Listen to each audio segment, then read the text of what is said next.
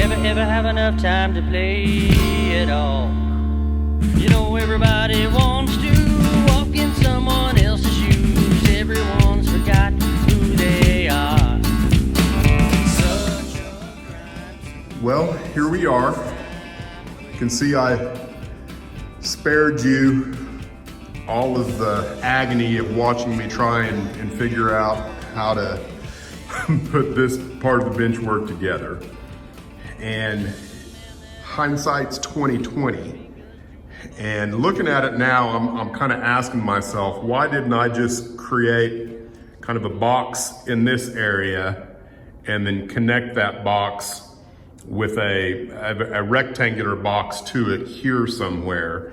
And I don't really have a good answer for that, other than for some reason I thought that this diagonal L-girder here would help facilitate how the fascia is going to be connected in this area. So, you know, that kind of remains to be seen, but that's what it's looking like now. I'll point out this corner here. I don't know what to say about that, other than it seemed like a good idea at the time. You know, because as the spline road bed comes across here, it's going to be at a radius, so I didn't want this corner to stick way out past, because, you know, I wanted to have a natural feel as you walk around the island. And I thought that if I extended that all the way out, then it was going to affect how the aisle felt. And again, that's something that could change as I move forward. I may end up having to slide this L-girder that way and then connect there or something.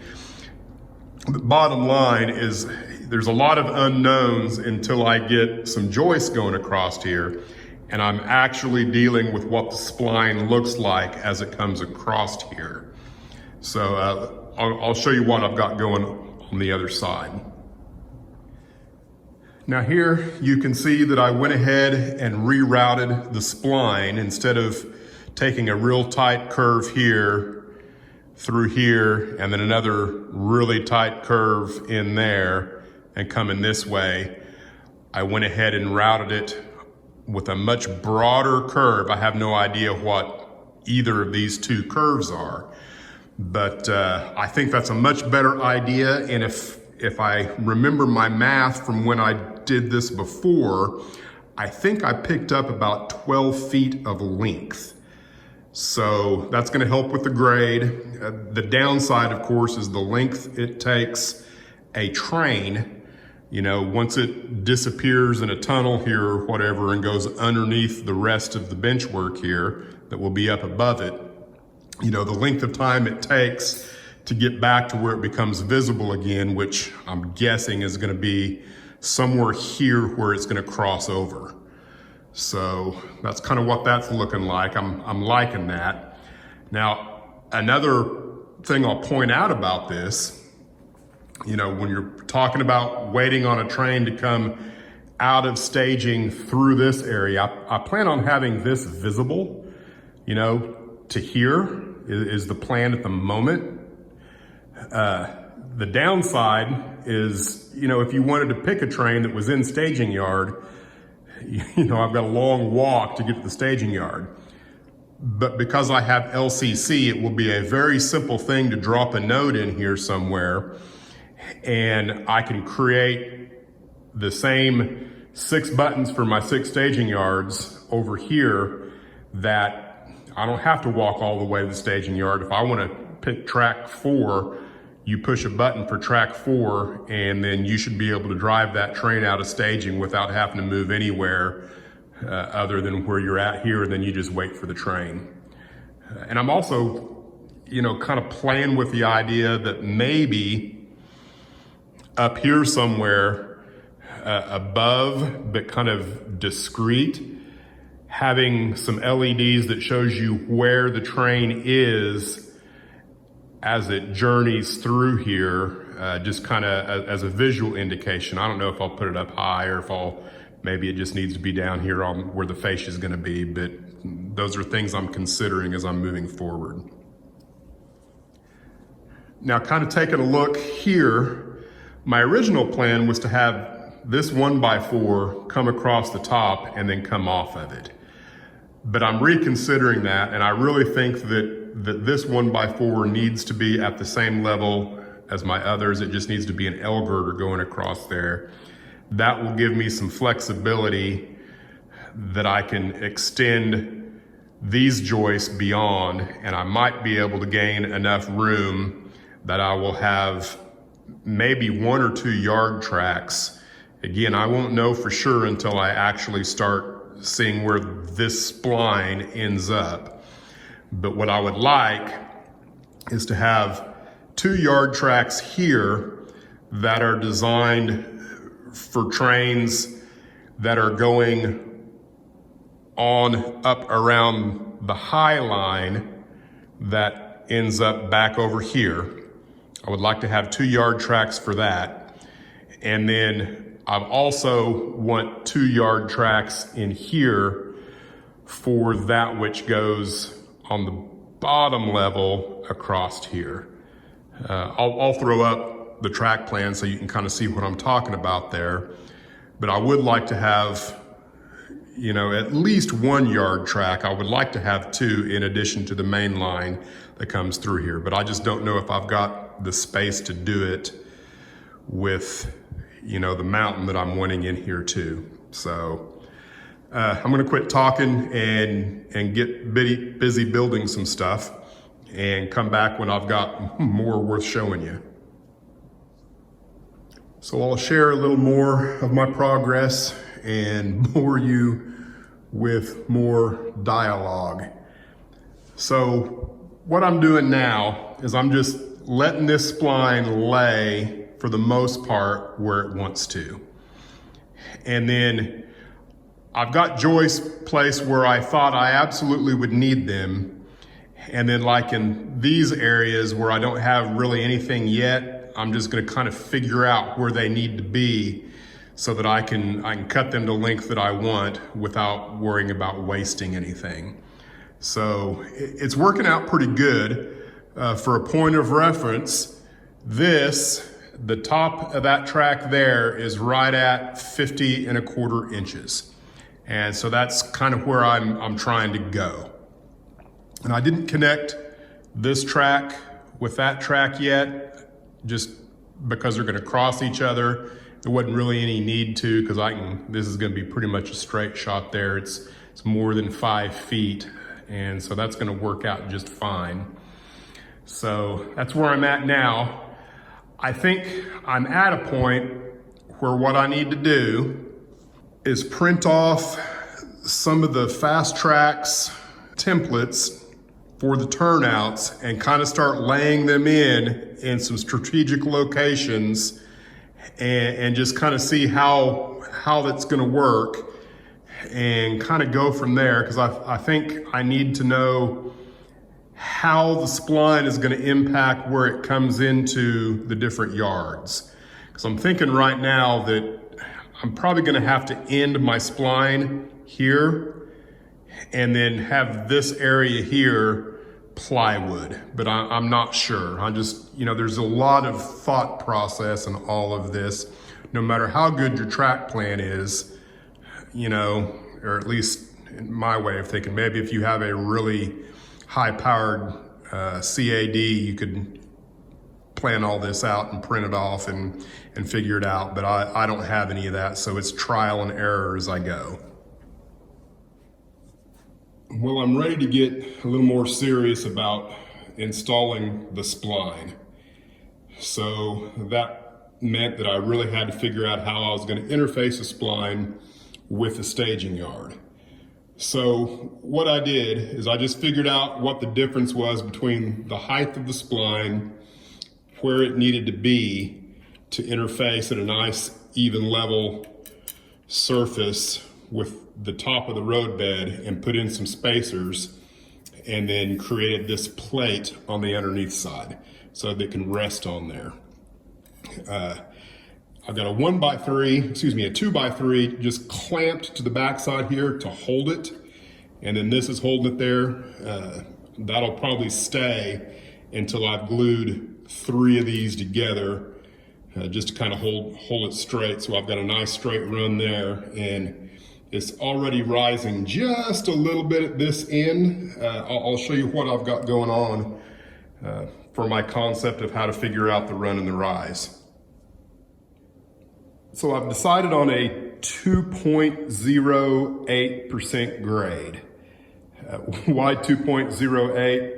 Well, it just kind of worked out to where if I'm taking 8-foot measurements, every 2 inches at 96 inches is a 2.08% grade. And I thought that would work out pretty good because I wanted my numbers to be fairly even as I measured. So what I've done is I've created this pole, and it goes all the way to the ground. And the bottom line on this pole right here, that's my 0 mark at staging. I don't even know what that number is because it really doesn't matter.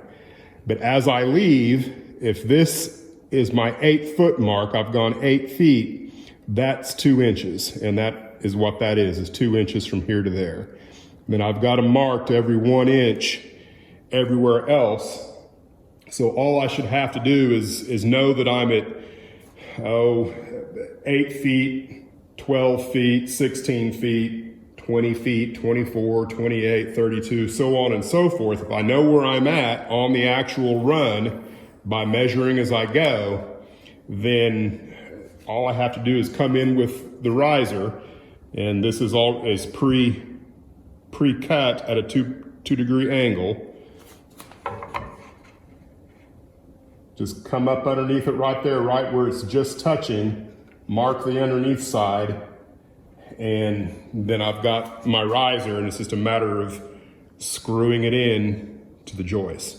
That's going to be the plan as I move forward.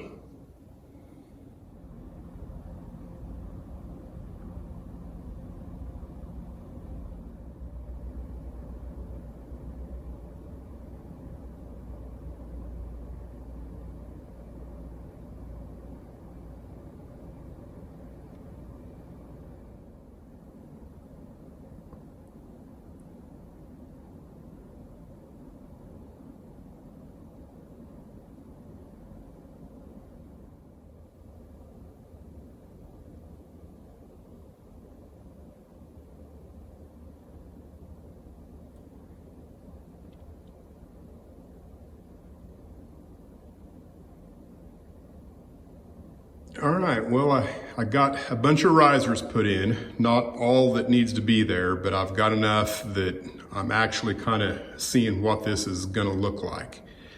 And so far, I'm pretty pleased with it. I ended up making 2 more of my measuring poles so that I could suspend one end of the spline on one side, one on the other side, and then have a third to actually measure where things needed to be. And it worked out pretty good. So the problem is I really have no idea if I'm actually at a 2% grade. I think I am. I'm pretty sure I did all the mathing correctly. Now where I'm at now is I need to probably go ahead and glue all of these first joints together. I don't want to do that now because I don't want to remove any of the clamps I'm using. I need more clamps. I've got some ordered. So I'm going to hold off on doing that. And I also am ready to kind of figure out where exactly my 2-foot by 8-foot area for the town over here is going to be, what height it's going to be at, and how the spline comes in over here and interfaces with that. One of the cool things that is going on now is I can kind of see how things are gonna turn out. And so right here, I'm thinking way up here somewhere above eyesight, I'm hoping will be the top of the mountain. And that mountain, the ridge line, will gradually go down to this end down here where the loop is. It'll still be, you know, high, but I want there to be a noticeable difference between the height at this end and the height at that end. And that will counterpose, I don't know if that's a word or not, but the rise of this with the mountain going down. I'm thinking that's going to give an illusion that will make this look like a steeper climb than it actually is. And then here, if I have a pretty sheer cliff is what I'm thinking, a waterfall, and then this will be a bridge, and then another waterfall, and then maybe a pool of water here and another waterfall, and then a bridge here with maybe some still water here with, I don't know, maybe a river kind of disappearing off this direction or that direction. It's kind of neat because I can see now how the roadbed and the train are going to interface with each other, and being able to see that's kind of neat. Now right in here, this area will be pretty much a sheer cliff, and then, you know, this will disappear into the mountain over there, and then the train will come, you know, out to the front of the layout there where the fascia is going to be. So I know it's probably disconjointed, everything I'm trying to explain to you, but right now I'm encouraged. Everything's kind of turning out exactly the way I wanted it to. As a matter of fact, the height of this spline right here, I was 3/16 short of being 48 inches, which is exactly what I figured it was going to be. So everything's working pretty good. I think I'm through for the weekend. This probably was a pretty short video, but I did get a lot finished, even though I didn't have a lot to show other than wood and spline and risers. But thanks for watching, and stay tuned for more bench work.